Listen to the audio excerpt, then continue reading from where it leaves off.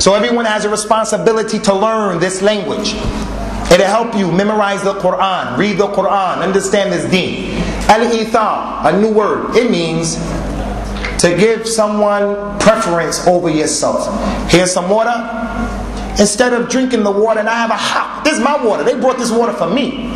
This Usaamah. This water had my name written on it 50,000 years before Allah created the heavens and the earth. This is the Qadr. Got my name written on it. But I say, okay, here's my brother. I'm going to give it to him because I have Ithar. That's the highest level of brotherhood. To prefer your brother over yourself. To prefer your brother.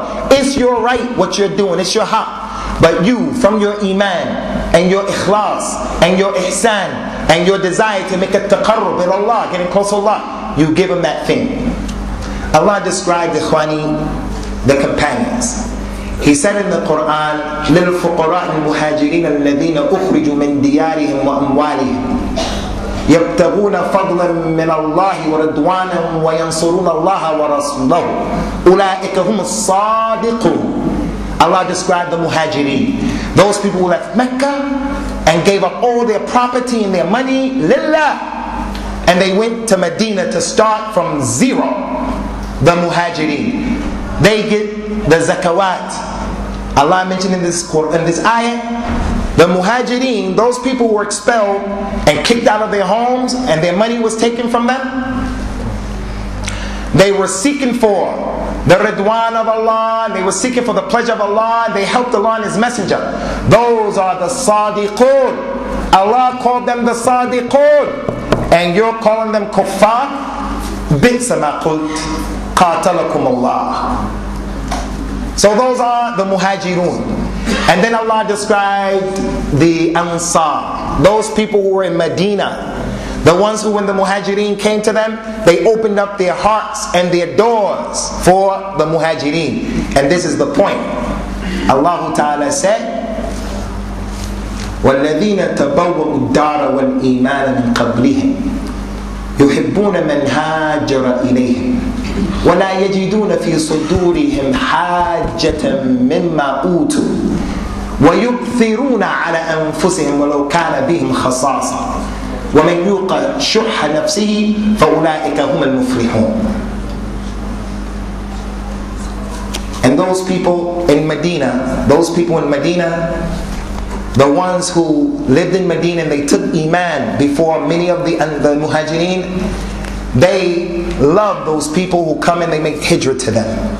And they don't have anything in their hearts against them and how Allah has honored them over them.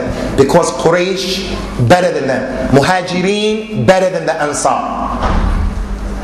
And they prefer them over themselves even though they are poor. The Ansar prefer them, had ithar, even though they are poor. And whoever is able to get rid of the stinginess of his soul, he is from those who are successful. I'm going to stop here with the explanation of this, the example very quickly. The example of the ithar of the companions, how they were. Abdurrahman ibn Auf radiallahu anhu, he was a rich man in Mecca. And ikhwani, when we say Abu Bakr, Uthman, Abdurrahman ibn Auf, when we say that they were rich, don't think rich 100,000 pounds, 200,000 pounds. They had money like Bill Gates. They had money like the guy who owns Chelsea. They had a lot of money. And they became Muslims and gave all that money to Allah. Abdurrahman had that kind of money, gave it all up and made hijrah. Rasulullah made the one from Mecca the brother to the one from Medina. And they will live together. If one of them dies, he inherits from the other one. Breaking down the barriers. The Somalians sit over there, Asians over there, Arabs over there. La. He put them together. Somali with this one, Arab with that one. Anyway, the man who was with Abdurrahman ibn Auf, he said, look, Abdurrahman ibn Auf, I got some money. I got 2 wives as well. I have 2 wives. You choose the one that you want and I'll divorce her and you marry her. And I'll give you half of my money and you can have it. Some of us right now, ikhwan, we have 500 pounds saved up, 1,000 pounds, 2,000 pounds. Some of us have 100 pounds. Can you imagine giving someone half of your 2 grand, whatever you have saved up? Someone comes from Somalia right now and you give him half of what you own, and he's not your blood relative. That's those companions. That's why Allah chose them to be with Rasulullah. If that was left up to one of us, we're not going to give him anything. We barely give the masjid. The masjid, we have to beg to get the money from the Muslims to use the facilities. Half of whatever you own to give it to another brother.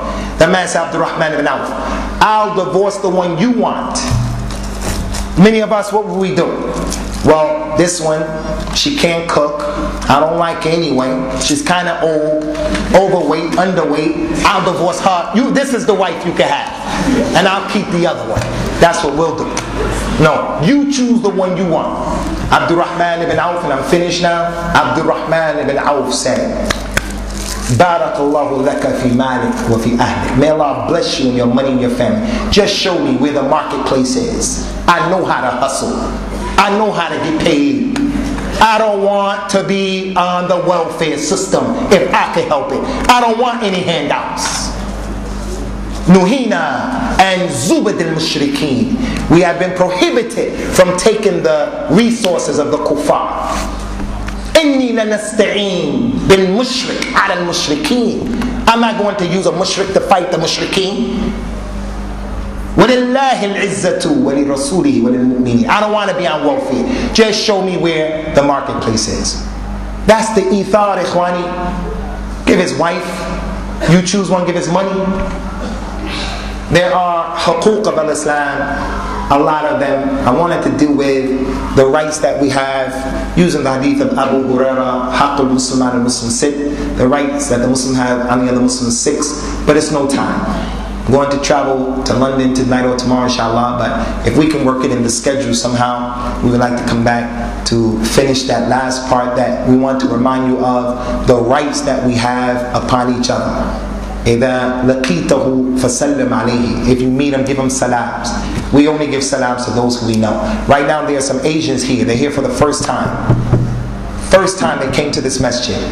When you saw the new face from our brothers from Leicester, like Abdul Rashid and other than him, did you make an effort, the local brothers, to go to them and say, Akhi, what's your name? Where you come from? He's your brother. إِنَّمَا الْمُؤْمِنُونَ إِخْوَةٌ. No, he's strange, a stranger, he remains a stranger. He's your brother. Get to know your brother. هذا وصلى الله وسلم على نبينا وعلى آله وأصحابه أجمعين. My question is, what's the big reason that what's the big reason that we have left the Brotherhood? What is the biggest reason that the Ummah has left the Brotherhood? What is the biggest reason? There are a number of important reasons. One you alluded to. One of the major reasons is the hubb al-dunya wa karahiyatul maut. The hubb of the dunya. Prophet told us sallallahu alayhi wa ala alihi wa sallam, إِذَا تَبَعْيَعْتُمْ بِالْعِينَ وَرَضِيتُمْ بِالزَّرَعِ وَأَخَذْتُمْ أَذْنَابَ الْبَقَرِ وَتَرَكْتُمْ الْجِهَادِ فِي سَبِيلِ اللَّهِ سَلَّطَ اللَّهُ عَلَيْكُمْ ظُلًّا.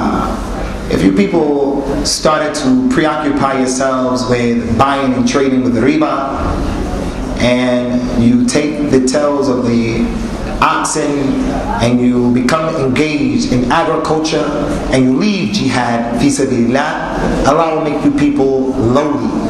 So the people have become preoccupied with themselves, just what is going to be beneficial to me and my immediate family, or what is going to be beneficial to me and me alone. And that's why the Prophet ﷺ used to warn the Muslims about the shuh, being a person who is stingy, being a person who wants a lot of money. Every time he goes home, he counts his money. Whenever he gets more money, he puts it with the old money and he counts it from the beginning to the end. Instead of just saying, I've added 200 more pounds, so therefore I had 2,200 pounds, he takes the money out and he goes 20, 40, 60, 80, and he goes through the whole process until he gets to 2,200 pounds. Following week he gets 200 more pounds. He starts from the beginning again, 20, 40, 60, 80, until he gets to 2,400 pounds, and on and on. That's a shuh. And he's always looking who has what, and he doesn't want to let the money go. So he used to warn us